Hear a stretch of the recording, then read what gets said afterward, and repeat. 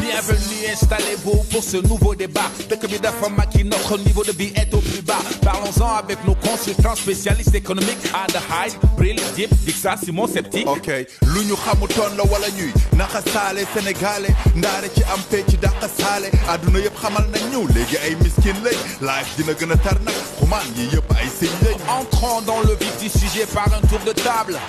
Bonjour Hyde, monsieur l'expert comptable. Parlons chiffres, parlons PIB. Laissons vos affaires de shérif, de khalif, de gris-gris et de talibé. Ne parlons pas de vos expats et des Libanais. Restons sur le pratique, parlons juste des Sénégalais. Un habitant lambda gagne 40 000 francs par mois. Ce n'est pas moi qui le dis, c'est le FMI. Je vous l'ai dit, je suis dans les chiffres, pas dans les blabla. Parle-moi en statistiques, qu'on élève le débat. C'était pas le FMI, plutôt un magazine. Ils ont juste repris les chiffres du site et un peu de shit. Après, qu'est-ce qu'ils en font, qu'est-ce qu'ils en disent, comment ils calculent, comment ils font leur classement qui fait pencher la bascule. Sénégal bëri na milliardaire, bëri na ñu amee ki am ñetti téeméer par bis bëri na ñu mu tane nu ñuy amee su fekkee am bi yëpp si ñoom lay yem xanaa ñi xam li xew suñu ginnaaw buntu pale. juróomi réew yi gën a ñàkk ci lañ ñu sànni non def leen nag FMI xanaa dañuy mandi war nañoo xoolaat dëkk yi gën a ndóol niñ leen di tànne bañ a yem ci PIB wut yeneen mesure ndax mu tànne. Pas la peine qu'un magazine donne son avis. On est en plein dedans, chaque jour on est tenté de se jeter dans le vide. Fini ce temps où l'on vivait de rien, où l'on vivait si bien. Merci à Papa Occident qui nous fait manger à notre faim. Écoute, qu'on nous rende l'or de sa badola, que les sociétés françaises arrêtent de sucer le sang des badola. Après reviens me voir frère, on en reparlera. Mon pays est riche, c'est pas Bolloré qui me contredira. ñàkk lañu ne comme bi jàqale mu ne réew roy dàq Népal ak Haïti rek lañu raw njiiti di ñu noote kenn du wax di mel ni jàkk lañu ne lobby di ñu pikir def ñu xale ba mel ni lali lañu saw. Dakar est sale comme Maki, ramasse des sacs de khalis. Ici l'argent pousse dans les streets, export de Cali. Compte en banque blindé comme les soirées de Sali. Peu de milliardaires mais des Caïtiennes sur rien du Cali. Apparemment le Sénégal n'est pas un pays pauvre. Y'a qu'à regarder un café avec pour en avoir la preuve. waaye yow ban café avec fii foo xool gis ñàkk sa wet du njàng du paj du mbay du lenn teg ci mbëndu nawet. Deep, parleur du coût de la vie, le prix du riz, le prix du pain, le prix de l'huile. li leen di nax mooy ñi naaj koppari te gàtt xel paquetage mooy am ci bis yi njaboot yëppay natt ceeb. Un habitant sur 4 ne travaille pas, 25% de votre économie ne génère pas. Sans parler du troisième âge qui ne fait que croître. Et vous comptez sur vos graoules et vos Inch'Allah. Faites pas chier le monde, ils ont le contrôle de notre monnaie, nos ports, nos routes. Ils nous disent quoi consommer. Si nos dirigeants avaient assez d'audace pour penser à la masse, leur faire face et arrêter de jouer au billage.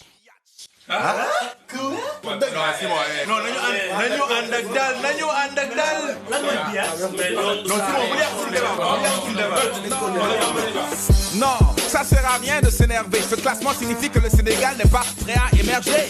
Émerger moo la rek ci dictionnaire bi life bi dina gën a tar waxoon naa ko ci sommaire bi. méttitu sénégalais du ne xafañ ndax ko si wax mu ne la yàlla baax na waxuma loolu mais boo génnee Dakar ci nga xam ne réew mi tar na néew la espérance de vie ko si gis léegi mi ngi yor kurus superstar faux billet abracadabra dañuy luxus waaye yow sànq lan nga doon wax ba tudd fi ñaari tali amuñu sneak oto bale gu baax yow xanaa yaa ngi Paris. Non Ada toi aussi pas de polémique waaye et Bril sa waa ji Sénégal dafa neex jàmm a ngi fi am te musu fi jeex gisuma fi metti ñëpp a ngi féex kër goo fi dugg lekk ba jeex dëgg la am na fu doxul waaye bu leen ko yokk waaye newuñ ci film ngeen di gaz may leen ñu jàmm waaye. Es-tu sûr qu'on boit à notre soif et qu'on mange à notre faim? Et quand on est malade, est-ce que les hôpitaux nous soignent bien, hein? Tomber malade ici, un risque à ne pas prendre à l'hôpital pour une grippe, on en ressort entre quatre planches. Admettez une fois pour toutes que dans ces bleds plus rien ne va. Premier payé par la queue, bienvenue au pays du blabla. En tout cas, pas de guerre civile, pas de pétrole, rien à foutre. La maille à John sec qui fluctue, tout le monde qui touche. Week-end de maximum de j'aime, tout le monde qui se couche ici. Tout s'achète, flics et juges,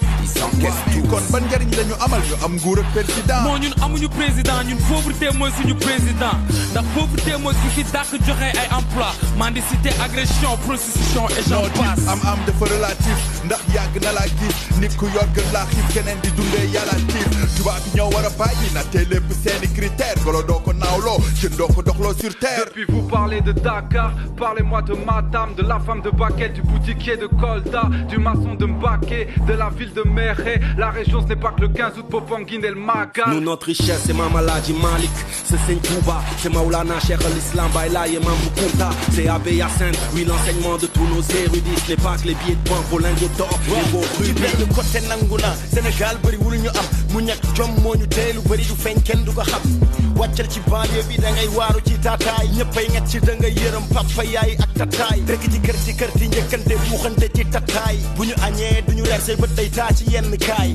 Mettons de côté cet esprit patriotique, car la CRI nous a montré que cet état manquait d'éthique. Éliminez tous ces milliards dont seule l'élite bénéficie, et vous verrez que malgré tout nous baignons dans le déficit. compétence yi duñ jeex waaye emploi yi fuñ ne fi ñëpp xam nañ luxe mais du ñëpp ñoo am luñ lekk ñun dañoo jàng ba mujj yëy suñuy këyit pare toog si bopp koñ bi ba mujj am hémorroïde. Sénégal neex na waaye si ñaata gàlle la yem fi sutura rek a fi ne mbëggeel si néew si jaale la yem père de famille boo ci gis ba ci xonq ay boro ko xoj classement bi sax suñu yoon nekk si suñu réew maa ngi toj. En conclusion, on est le plus riche des pays les plus pauvres parce que le Sénégal est riche mais le Sénégalais est pauvre. Merci d'avoir suivi, rendez-vous au prochain JTR. On parlera changement climatique ou comment sauver la terre. C'est la COP 21 qui se déroule à Paris. Est-ce que le Sénégal est prêt à relever ce défi? jërëjëf ci seen teewaay di rafetlu seeni xalaat débat rappel le bon fi léegi ayu bés nañu dikkaat ci wàllu environnement waxtaan ci COP 21 ca Paris lay xewee waaye Ndakaaru du des gannaaw ndaje woowee luy solom sunu wàllu lum ci doon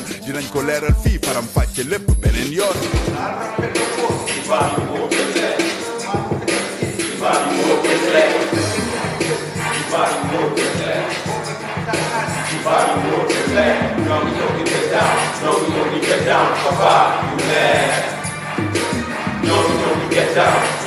Get down, papa, you mad.